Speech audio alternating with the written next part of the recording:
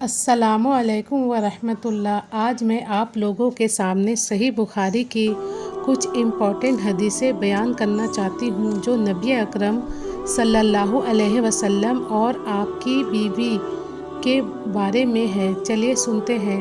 نکاح کے بیان میں حضرت انس بن مالک رضی اللہ تعالی عنہ کہتے ہیں کہ 3 شخص ام المومنین کے پاس حضور صلی اللہ علیہ وسلم کی عبادت کا حال پوچھنے آئے اور معلوم کر کے اس عبادت کو تھوڑا خیال کر کے کہنے لگے کہ ہم میں اور حضور صلی اللہ علیہ وسلم میں بڑا فرق ہے۔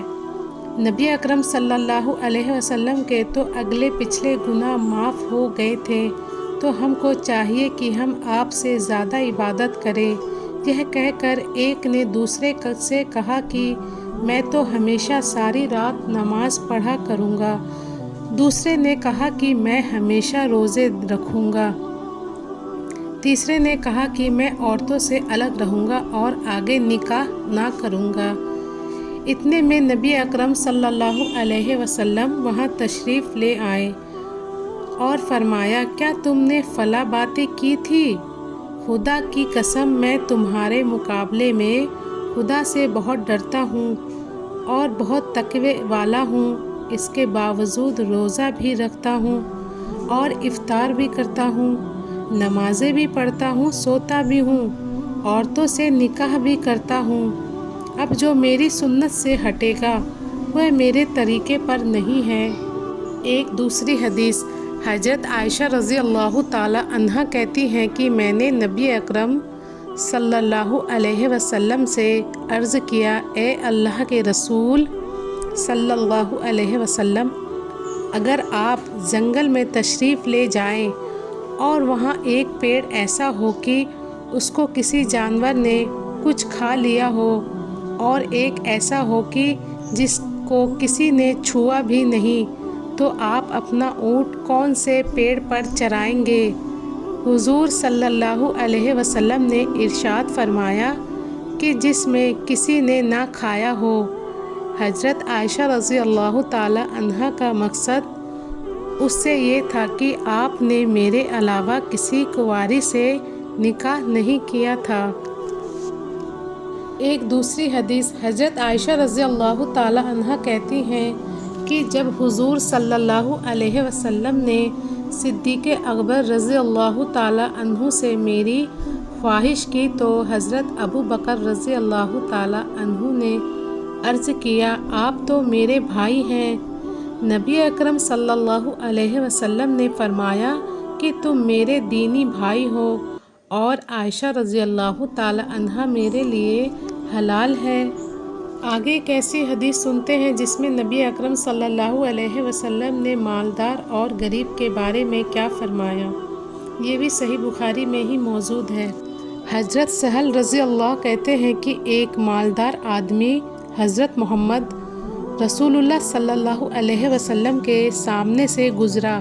آپ نے فرمایا کہ اس شخص کے بارے میں تم لوگ کیا کہتے ہو؟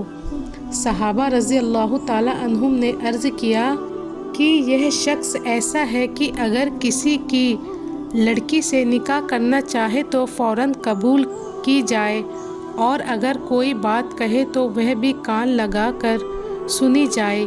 اتنے میں ایک غریب فقیر کا گزرنا ہوا تو آپ نے فرمایا کہ اچھا اس کے بارے میں؟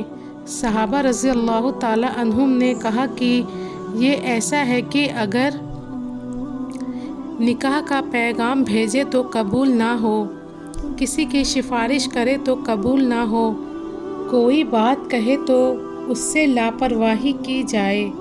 اس وقت آپ نے فرمایا کہ یہ فقیر دھرتی پر تمام رہنے والے سارے امیروں سے بہتر ہے۔ ایک آخری حدیث آپ لوگوں سے شیئر کرنا چاہتی ہوں، توجہ سے ضرور سنیں۔ حضرت عائشہ رضی اللہ تعالی عنہا کہتی ہیں کہ ایک بار میں نے سنا کہ حضرت حفصہ رضی اللہ تعالی عنہا کے یہاں کوئی مرد اندر آنے کی اجازت مانگ رہا ہے۔ میں نے حضرت محمد رسول اللہ صلی اللہ علیہ وسلم سے عرض کیا کہ آپ کے گھر میں کوئی شخص جانے کو اجازت مانگتا ہے۔